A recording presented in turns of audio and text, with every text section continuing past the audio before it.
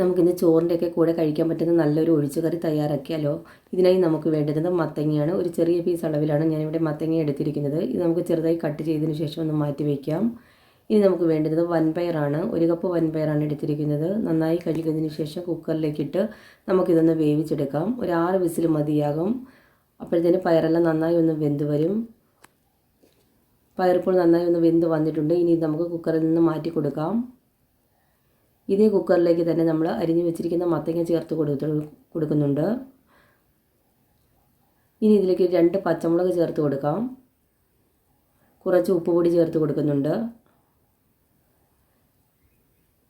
ഇനി ഇതിലേക്ക് വേണ്ടുന്ന വെള്ളം ചേർത്ത് കൊടുക്കാം. പയറിൽ നിന്ന് ഊറ്റിയ വെള്ളമാണ് ഞാൻ എടുത്തിരിക്കുന്നത്. അതുകൂടി ചേർത്ത് കൊടുക്കാം. ഒരു തണ്ട് കറിവേപ്പില കൂടി ചേർത്ത് കൊടുക്കാം. ഇനി ഇത് നന്നായി ഒന്ന് വേവിച്ചെടുക്കാം. 2 വിസിൽ മതിയാകും. ഇനി നമുക്കിതിൻ്റെ അരപ്പൊന്ന് തയ്യാറാക്കി എടുക്കണം. കുറച്ച് തേങ്ങ എടുത്തിട്ടുണ്ട്. 1/4 ടീസ്പൂൺ അളവിൽ മഞ്ഞൾപ്പൊടി, 1/2 ടീസ്പൂൺ മുളക് പൊടി, കുറച്ച് ജീരകം, 3 അല്ലി വെളുത്തുള്ളി, ഒരു തണ്ട് കറിവേപ്പില. ഇതൊന്ന് അരച്ചെടുത്തിട്ട് വരാം.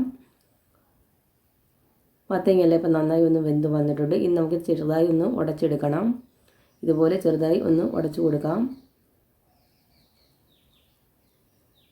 ഇത്രയും മതിയാകും. ഇനി ഇതിലേക്ക് നമുക്ക് വേവിച്ച് വെച്ചിരിക്കുന്ന പയർ ചേർത്ത് കൊടുക്കാം. പയറിലേക്ക് നമ്മൾ ഉപ്പിട്ട് വേവിച്ചതല്ല, അതുകൊണ്ട് ആവശ്യത്തിനുള്ള ഉപ്പുപൊടി ചേർത്ത് കൊടുക്കണം. ഇനി ഇതിലേക്ക് നമുക്ക് അരച്ച് വെച്ചിരിക്കുന്ന അരപ്പ് ചേർത്ത് കൊടുക്കാം. ജാറ് കഴുകി കുറച്ച് വെള്ളം കൂടി നമ്മളിതിലേക്ക് ഒഴിച്ച് കൊടുക്കുന്നുണ്ട്. ഇത്രയും മതിയാകാം. ഇനി ഇതിലേക്ക് നമുക്ക് ആവശ്യത്തിനുള്ള ഉപ്പുപൊടി കൂടി ചേർത്ത് കൊടുക്കാം. ഇനി ഇതെല്ലാം കൂടി നന്നായി ഒന്ന് ഇളക്കി കൊടുക്കണം.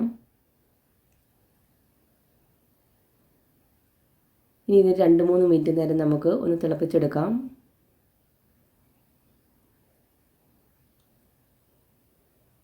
നല്ല ടേസ്റ്റി ആയിട്ടുള്ള ഒരു കറിയാണിത്. എല്ലാവരും ഒന്ന് ട്രൈ ചെയ്ത് നോക്കണേ.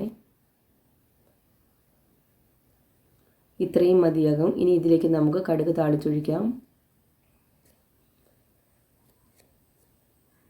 ചട്ടി ചൂടാക്കുമ്പോൾ ഇതിലേക്ക് നമുക്ക് 1.5 ടീസ്പൂൺ അളവിൽ കോക്കനട്ട് ഓയിൽ ഒഴിച്ച് കൊടുക്കാം. ഓയിൽ നന്നായി ഒന്ന് ചൂടായി വരുമ്പോൾ ഇതിലേക്ക് നമുക്ക് 1/2 ടീസ്പൂൺ അളവിൽ കടുക് ചേർത്ത് കൊടുക്കാം. കടുകെല്ലാം ഇപ്പോൾ നന്നായി ഒന്ന് പൊട്ടി വന്നിട്ടുണ്ട്. ഈ സമയം ഇതിലേക്ക് നമുക്ക് 3 വറ്റൽമുളകാണ് എടുത്തിരിക്കുന്നത്. അതുകൂടി ചേർത്ത് കൊടുത്തിട്ടുണ്ട്. കുറച്ച് കറിവേപ്പില ചേർത്ത് കൊടുക്കാം. ഇനി ഇതെല്ലാം കൂടി നന്നായി ഒന്ന് മൂപ്പിച്ചെടുക്കണം. ഇത്രയും മതിയാകും. ഇനി ഇത് നമുക്ക് കറിയിലേക്ക് ഒഴിച്ചു കൊടുക്കാം.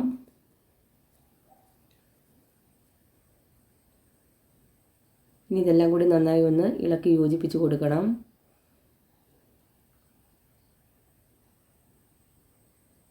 ചോറിൻ്റെയൊക്കെ കൂടെ കഴിക്കാൻ പറ്റുന്ന നല്ലൊരു ഡിഷാണ്. ഇത് എല്ലാവരും ഒന്ന് ട്രൈ ചെയ്ത് നോക്കണേ. മത്തങ്ങയും പയറും കൊണ്ടുള്ള കറി ഇവിടെ റെഡി ആയിട്ടുണ്ട്. നിങ്ങൾക്ക് എൻ്റെ വീഡിയോ ഇഷ്ടമായെങ്കിൽ ലൈക്ക് ചെയ്യാനും ഷെയർ ചെയ്യാനും സബ്സ്ക്രൈബ് ചെയ്യാനും മറക്കല്ലേ. താങ്ക്